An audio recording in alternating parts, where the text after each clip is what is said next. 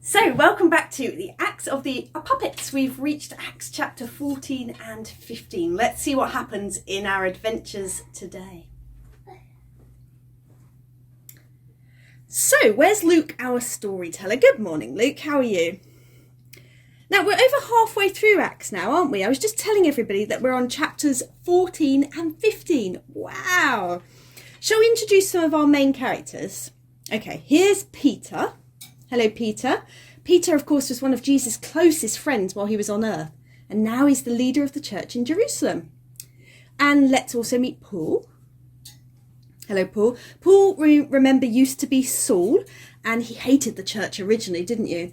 But after he met with Jesus in a vision on the road to Damascus, his life was changed forever, and he became an evangelist to the world way beyond Jerusalem. And let's also meet Barnabas. Barnabas, of course, is a friend of Paul, helping him to tell other people about Jesus, starting new churches in towns and cities right across the Mediterranean. And of course, we need to look out for this week's animal as well. Who's it going to be this week, Toby? Oh, it's a donkey. Okay, so when you see the donkey, remember to shout out, "Eat-oh." Yeah, and let us know that you've spotted him. Okay, let's begin our story. So, Paul and Barnabas, they made a great missionary pair. They got on well, and they went from town to town telling people all about Jesus.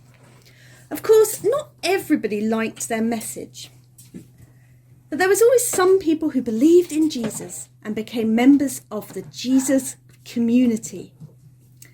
One day, they ended up in the city of Lystra, and there they met a man who could not walk. The man was listening intently to what Paul was saying about Jesus, and Paul caught his eye, and seeing that he had faith to be healed, he said in a loud voice, "Stand upright on your feet." Well, the man sprang up and began to walk. He was amazed and overjoyed. The crowds were amazed too, and as word spread, they said, "These men must be gods in human form." They called Barnabas Zeus and Paul Hermes. And they offered garlands of flowers and praise to the two of them. They even wanted to offer sacrifices to them. Well, at first, Paul and Barnabas didn't realise what was going on. But as soon as they did, they were horrified. And they said to the people, "Stop!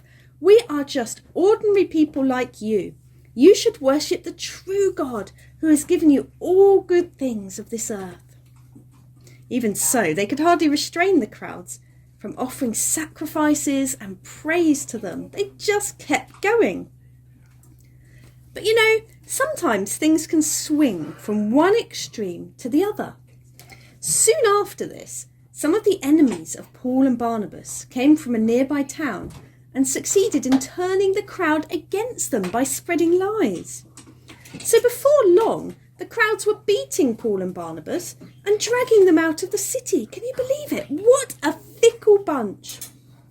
But even so, Paul and Barnabas survived and still left behind a group of faithful Jesus followers. The message didn't stop spreading even though there were all these ups and downs. Now, it wasn't long before a different kind of trouble started brewing. Paul and Barnabas had been welcoming lots of non-Jewish people into the family, but not everybody in the church agreed with them doing that. Some fellow Christians argued with Paul and Barnabas and said that if people who weren't Jewish became part of the Jesus family, then they had to become Jewish first too. Well, Paul and Barnabas didn't agree with this. They knew that you only had to trust in Jesus to be part of his family.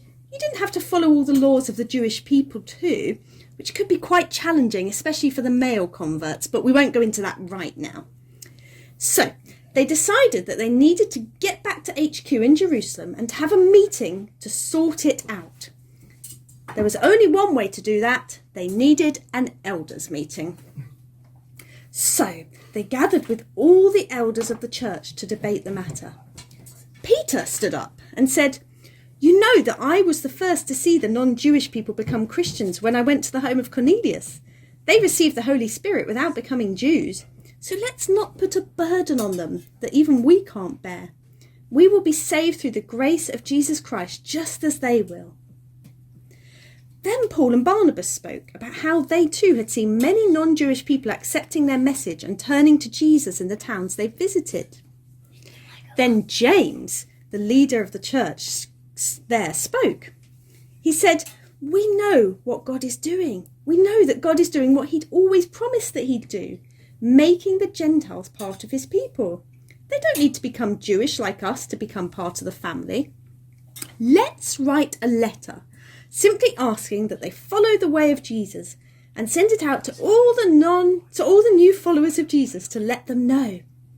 And so letters were sent far and wide, telling the new believers that they didn't have to become Jewish in order to become part of the family. And they were all glad about that, especially the men. Now, you might think that that's a happy end to our story. There was an argument, but it got settled by the Christians talking together and working out what the Spirit was saying to them. However, not all arguments got resolved happily. You see, only a short time later, the two friends, Paul and Barnabas, fell out with each other. That's right.